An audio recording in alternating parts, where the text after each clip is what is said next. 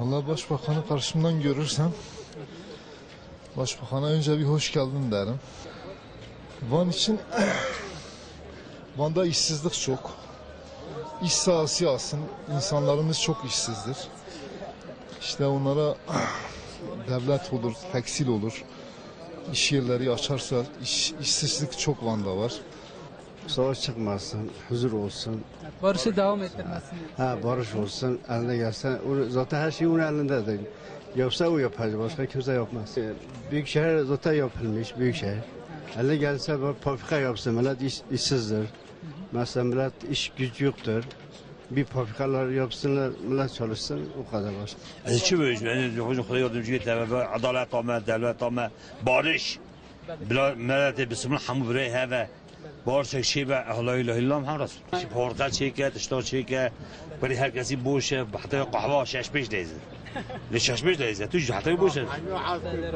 ام همیشه بسلمان هم برای هم کرد و ترک عرب هر کس هم برای اما هر کس اوی آیدیه کروی آیدیه ام صادجه دولت خو حکمت خو هر جنود و تخازن صادجه بارش سلع خونه تکنه.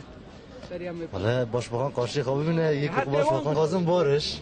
Neyse bizim Özap'ta ben dün geldim orada bir çocuk yani doktor yoktur orada benim yanımda can verdi. Ben önce diyorum oralarda bir doktor göndersin. Eğer göndermiyorsa kapatsın niye hastaneler var. Herkes bana getiremez.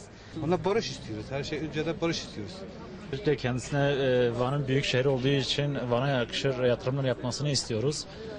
Bunun içerisinde Erciş, Muradiye ilçelerimiz dahil olmak üzere.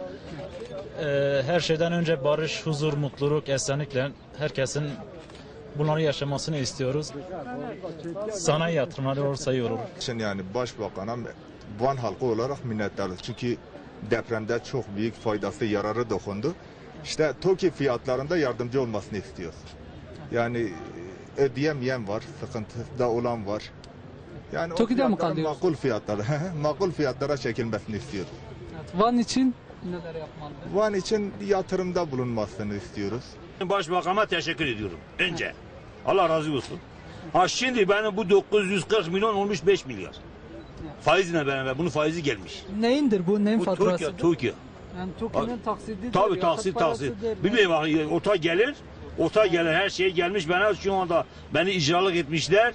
Şu anda beni etmişler 4 milyar 800 milyon para gelmiş. Hastaydım ben burada değildim. Hastanede yatıyordum.